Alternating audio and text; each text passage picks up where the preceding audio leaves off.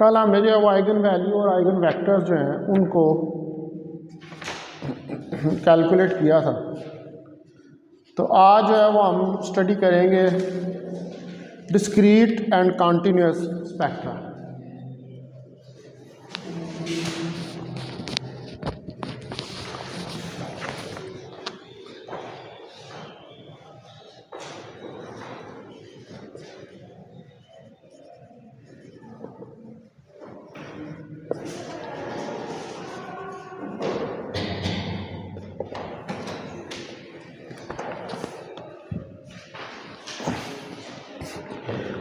अब अगर आप कोई डायनामिक प्रॉपर्टी स्टडी करना चाहते हैं किसी सिंगल पार्टिकल की जो कि मूव कर रहा है एक वन डायमेंशनल पोटेंशियल के अंदर, तो कंसिडर करें एक पोटेंशियल v ऑफ x। ये एक पोटेंशियल v ऑफ x इस पार्टिकल के लिए देखें जो कि एनफ है to low for the illustration of the desired features, तमाम उस वेल के फीचर्स को डिस्क्राइब करने के लिए। अब इस तरह का पोटेंशियल जो है इसको हम प्लॉट करते हैं।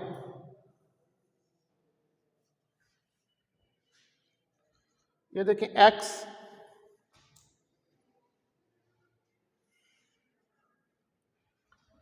ये v ऑफ x है,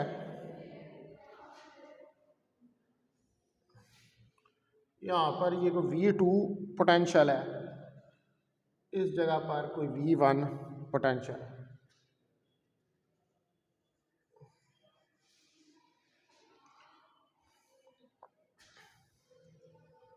अब इधर से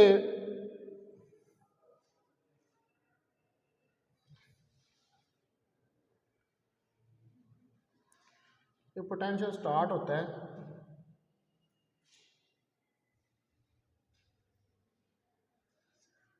और यूँ ये ऊपर तक चला जाता है।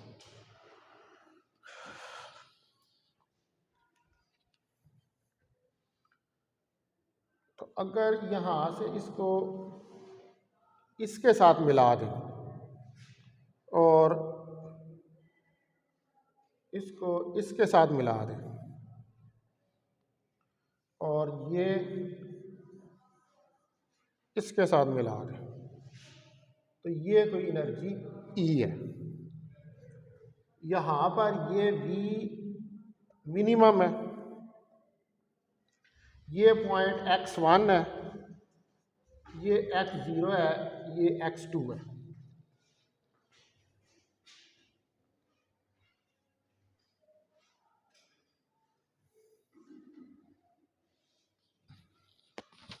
ठीक है, अब इस जगह पर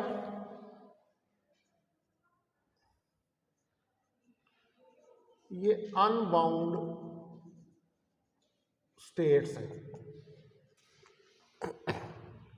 और इधर बाउंड स्टेट्स हैं।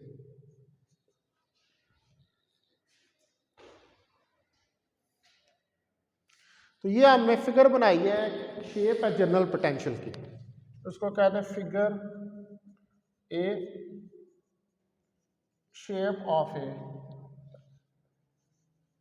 General potential. ये जो जनरल पोटेंशियल है उसकी शेप है।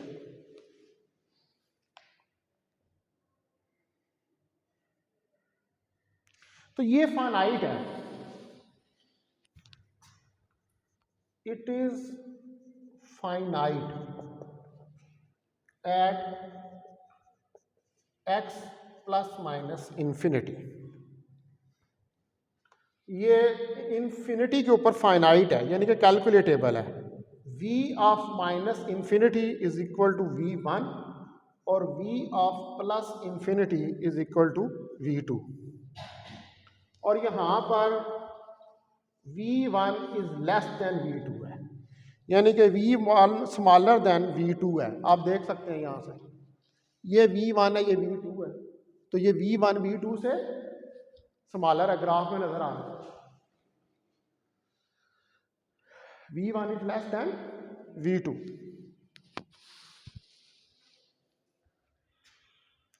और इसकी मिनिमम वैल्यू है वी मिनिमम, इट हैज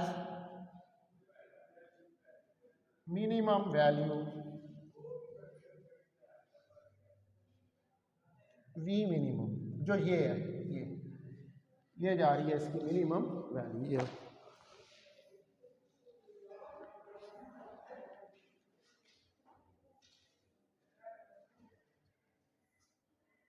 अब हम यहाँ पर ये कंसीडर करना चाहते हैं या ये स्टडी करना चाहते हैं कि कैसे कॉन्टिन्यूस और डिस्क्रीट स्पेक्ट्रा अकर करता है। तो अब यहाँ पर जो स्टेट्स हैं उनको आप कंप्लीटली डिटरमिन कर सकते हैं by the systems energy, size of the system energy. अब आप बेसिकली देखें ना कि ये ग्राफ जो है ये किस चीज़ का बना हुआ है, हाँ एनर्जी का ही है ना, पोटेंशियल क्या एनर्जी है, एनर्जी के ग्राफ है। तो आप एनर्जी से फिर ये सारा पार्टिकल का जो सिस्टम है उसको डिटरमिन कर सकते हैं। अब यहाँ पर हम केसेस डिस्कस करेंगे कि जिसमें एनर्जी स्मॉलर या ग्रेटर देन होगी पोटेंशियल के, यानी कि E लेस देन वी होगी और E ग्रेटर देन वी होगी।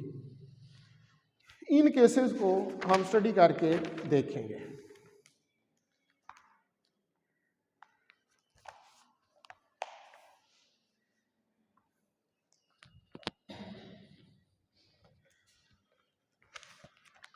ठीक है, तो अब पहला केस देखते हैं जिसमें हमने देखना है डिस्क्रीट स्पेक्ट्रम को।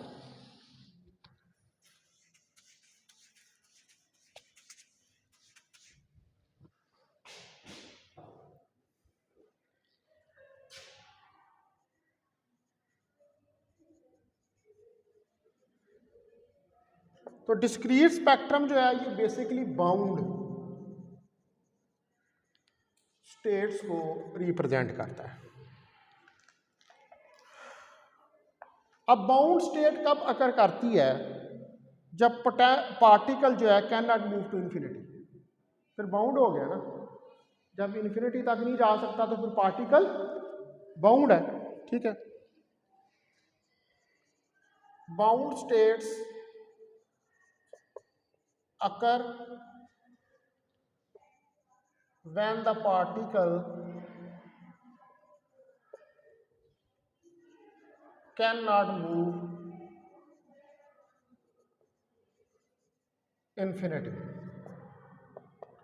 कि जब पार्टिकल जो है वो इंफिनिटी की तरफ मूव नहीं कर सका। इसका मतलब है कि पार्टिकल कन्फाइंड है और बाउंड है, यानी कि इंफिनिटी तक नहीं जा सकता, उसके ऊपर रिस्ट्रिक्शन है। तो जो एनर्जीज हैं जो आपको रिक्वायर्ड है इस पार्टिकल को मूव करने के लिए within a finite and limited region of space, तो उसको आप डिटरमिन करते हैं बाय क्लासिकल टर्निंग पॉइंट्स। ठीक है, क्लासिकल टर्निंग पॉइंट्स कौन से हैं, ये जो टर्निंग पॉइंट्स आ रही हैं इस ग्राफ के अंदर, ये वाले जहाँ से कर्व बन रहा है, जहाँ से कर्व बन रहा होता है उनको क्या कहते हैं, टर्निंग पॉइंट्स। तो उनसे आप इसको डिटरमिन करेंगे।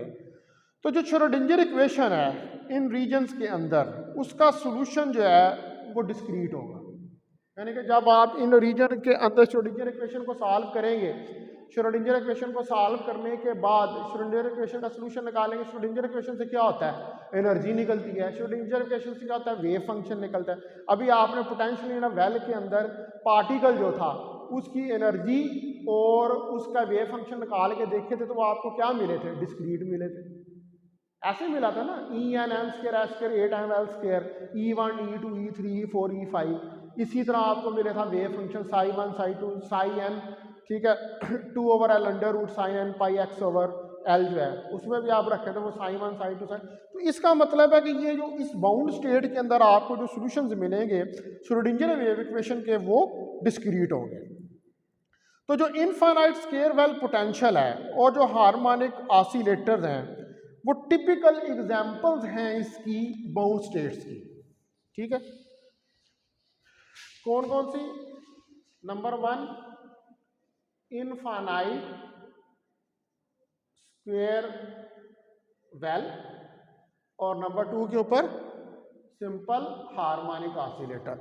यानी कि इनफाइनाइट स्क्वायर वेल और सिंपल हार्मोनिक ऑसिलेटर जो हैं इनकी बाउंड स्टेट्स जो हैं वो होती हैं। अब आप देखें ये जो फिगर है इसके अंदर ये जो पार्टिकल की जो मोशन है ये बाउंड है in classical turning points x1 और x2 के दरमियान, जबकि पार्टिकल की एनर्जी लाइक आ रही है v मिनिमम और v1 के दरमियान, v मिनिमम और v1 के दरमियान, v मिनिमम एंड v1। ये क्लासिकल टर्निंग पॉइंट x1 और x2, इसमें एनर्जी लाइक आ रही है v मिनिमम और v1 के दरमियान में। तो इसका मतलब है कि v मिनिमम जो है फिर वो लेस देन E है, लेस देन V1 है। ये V मिनिमम है तो ये इस E से, इस फिगर के मुताबिक ये V मिनिमम इस E से कम है और ये E कम है इस V1 से। यही नजर आ रहा है ना इस फिगर से, ऐसा ही है।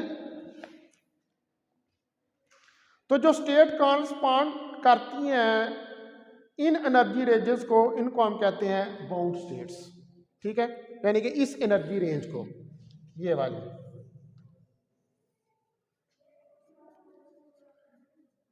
The states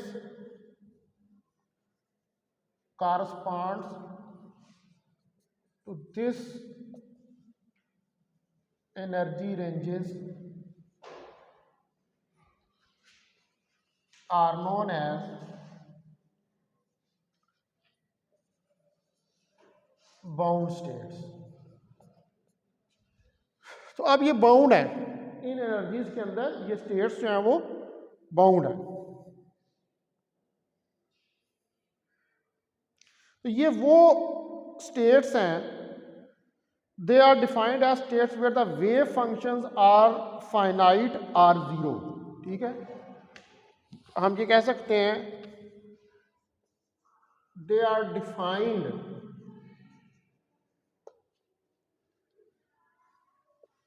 as states where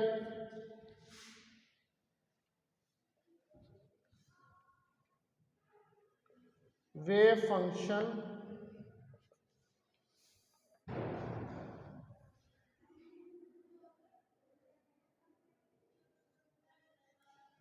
are finite or zero at x plus minus infinity। ठीक है, तो यहां पर वेव फंक्शंस फाइनाइट होंगे, यानी कि कैलकुलेटेबल होंगे इन स्टेट्स के अंदर, लेकिन इंफिनिटी के ऊपर जाकर वो जीरो हो जाएंगे।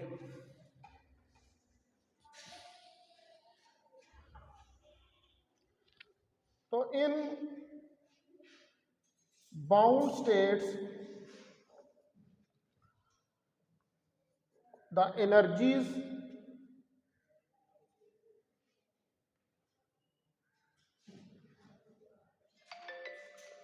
Are E less than V। आमतौर पर पोटेंशियल से एनर्जीज कम होती हैं।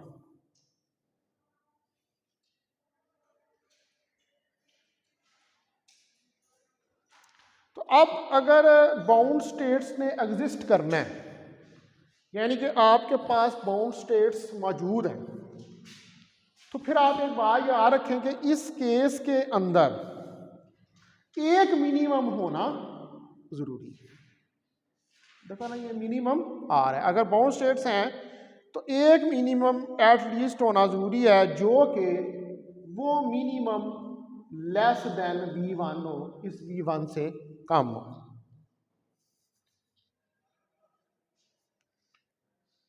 तो जो एनर्जी स्पेक्ट्रा होता है बाउंड स्टेट्स का, वो डिस्क्रीट होता है।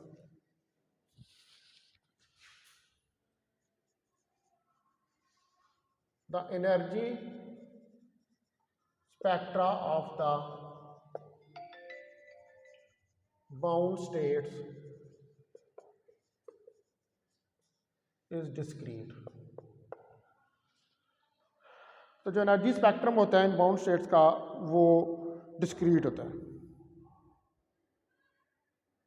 तो हमें यहाँ पर बाउंड्री कंडीशंस यूज़ करनी पड़ती हैं एनर्जी और वेव फंक्शन को फाइंड करने के लिए। अब यहाँ पर दो थ्योरम्स हैं जो कि रिलेटेड हैं इन बाउंड स्टेट्स से। तो वो थ्योरम्स क्या हैं?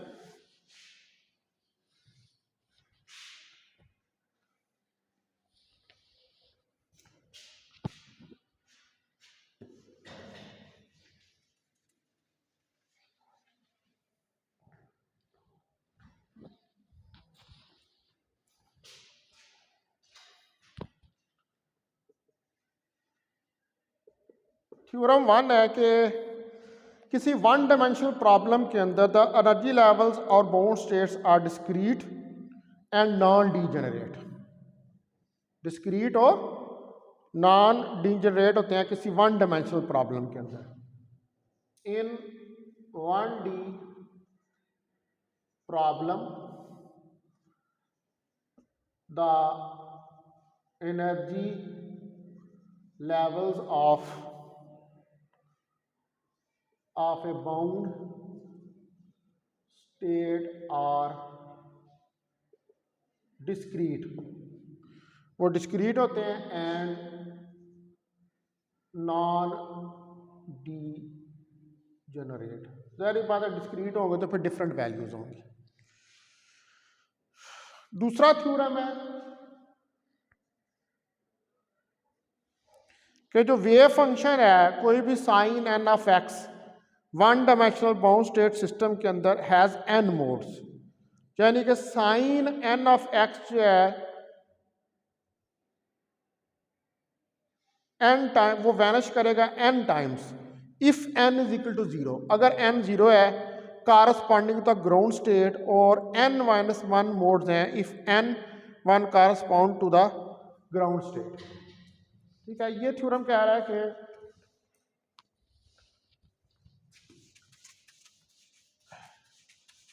जो function psi n of x है इस 1D के अंदर, sine n of x for 1D bound state system has n modes. इसके पास n नंबर ऑफ मोड्स हैं। That is sine n of x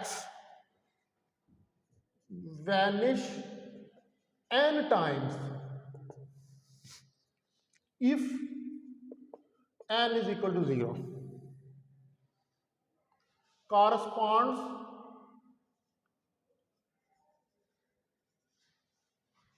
to the ground state। तो n0 के ऊपर जो है वो ग्राउंड स्टेट होगी। n नंबर ऑफ मोड्स हैं इसके, ठीक है, n1 n2 number of modes कहाँ आते हैं? स्टेशनरी वेव्स के अंदर। ठीक है, तो ये बेसिकली जो वन डायमेंशन के अंदर पार्टिकल्स होते हैं वो क्या होते हैं? वो स्टेशनरी वेव पैटर्न बना रहे होते हैं। तो n0 कॉरस्पॉन्ड करेगा ग्राउंड स्टेट को। वैसे तो n नंबर ऑफ मोड्स हैं, n0 1 2 3 4 5 और n-1 मोड्स, और n-1 मोड्स को if n1 corresponds to the ground state।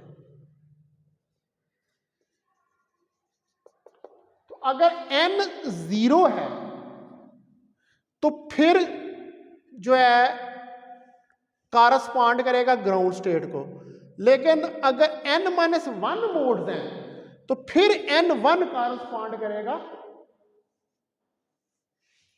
किसको? Ground state.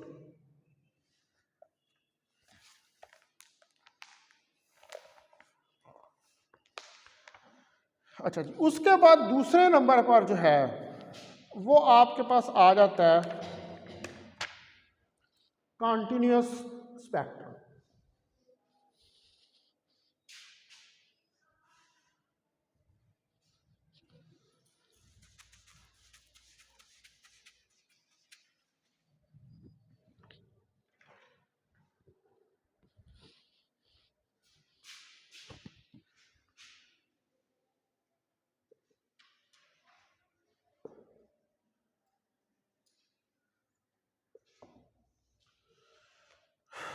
तो अनबाउंड स्टेट्स होती हैं, कॉन्टिन्यूस स्पेक्ट्रम होता है अनबाउंड स्टेट्स। तो अनबाउंड स्टेट्स अकर करती हैं जब मोशन ऑफ द सिस्टम जो है वो कन्फाइंड नहीं होती, ठीक है। और टिपिकल एग्जांपल इसकी है free particle in A potential, जिसको कि अभी हमने ये फिगर जो हमने पीछे बनाई थी उसमें डिस्क्राइब किया हुआ है। तो यहाँ पर दो एनर्जी रेंजेस हैं इस पार्टिकल की मोशन की, अगर वो इनफाइनाइट हो, यानी कि v1 less than e less then v2 एक एनर्जी रेंज है, and e is greater than v2 अगर e जो है वो ग्रेटर देन v2 के बराबर हो। तो पहला केस देखते हैं, ये वाला case v1 less than e less then v2। तो ये केस जो है इसमें पार्टिकल की मोशन जो है वो इनफाइनाइट है towards x is equal to minus infinity. तो इसका मतलब है कि पार्टिकल जो है ये बिटवीन होगा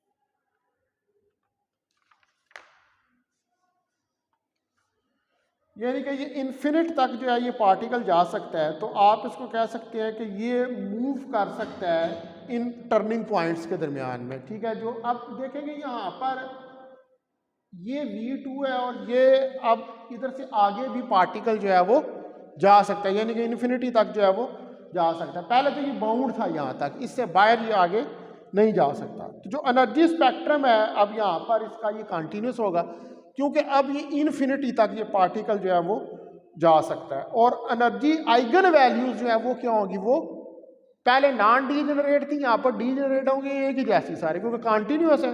तो energy eigen values will be degenerate. तो एनर्जी आइगन वैल्यूज जो है वो डीजेनरेट होगी।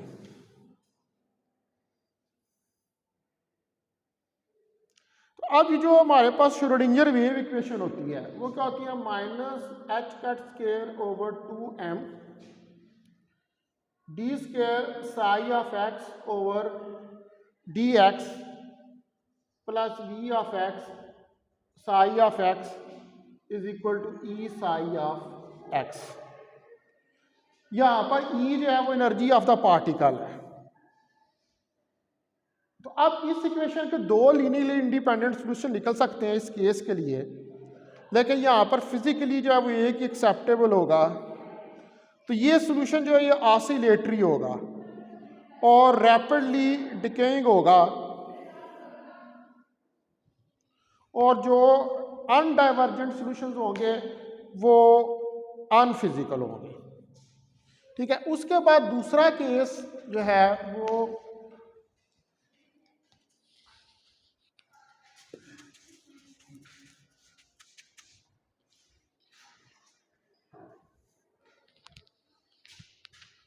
होगा E ग्रेटर देन V2 का। तो यहाँ पर एनर्जी स्पेक्ट्रम जो है वो कंटिन्यूस है और पार्टिकल मोशन इनफाइनाइट है डायरेक्शन ऑफ x के अंदर, यानी कि towards x plus minus infinity. तो all energy level of spectrum जो है वो डबली डीजेनरेट है। डबली डीजेनरेट है कि बार बार वो एक ही तरह की आइगन वैल्यूज जो है उनकी वो आ रही हैं। तो जनरल सोल्यूशन जो है यहाँ पर, ये जो इक्वेशन हमने लिखी है ये लीनियर होगा और इंडिपेंडेंट ऑसिलेटरी सोल्यूशन होंगे। एक लेफ्ट की तरफ जा रहा होगा सोल्यूशन, एक जो है वो राइट की तरफ जो है वो जा रहा होगा। अब पिछला जो केस था, जो ये वाला आपने केस पढ़ा था, इसके अंदर सिर्फ एक सोल्यूशन जो है वो एग्जिस्ट करता है, दूसरा सोल्यूशन जो है वो एग्जिस्ट नहीं करता, वो अनएक्सेप्टेबल होता है। तो और ये डाइवर्ज कर जाता है एक्स प्लस इन्फिनिटी पे और उसको रिजेक्ट कर देते हैं। तो इन कंट्रास्ट बाउंड स्टेट में और अनबाउंड स्टेट्स, ठीक है, जो अनबाउंड स्टेट्स हैं, बाउंड स्टेट्स जो होती हैं उनको नॉर्मलाइज किया जा सकता है, लेकिन जो अनबाउंड स्टेट्स हैं उनको नॉर्मलाइज नहीं किया जा सकता।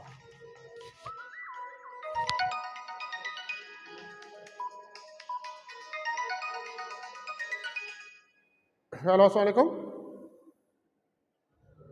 जी। वालेकुम सलाम।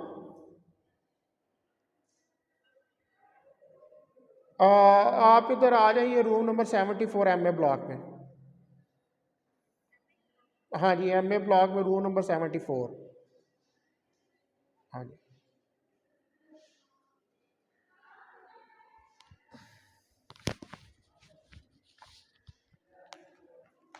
ठीक है जी। तो ये जो है यहाँ पर हम जो है वो और बाउंड्री कंडीशंस को भी आप इस्तेमाल नहीं कर सकते, ठीक है, क्योंकि ये कॉन्टीन्यूस जो है ये हमारे पास सोल्यूशन होता है। ठीक है, अभी मैं इसको यहाँ पर ये मैंने बाउंड और अनबाउंड स्टेट्स जो हैं वो पढ़ा दी। यहाँ से हमें ये पता चला है कि बाउंड स्टेट जो होती है उनका डिस्क्रीट स्पेक्ट्रम होता है, अनबाउंड स्टेट जो होती है उनका डिस्क्रीट स्पेक्ट्रम नहीं होता। बाउंड स्टेट्स में क्या होता है कि पार्टिकल कन्फाइंड होता है एक रीजन के अंदर, लेकिन अनबाउंड स्टेट्स के अंदर पार्टिकल कन्फाइंड नहीं होता। सिंपल सी ये बात है।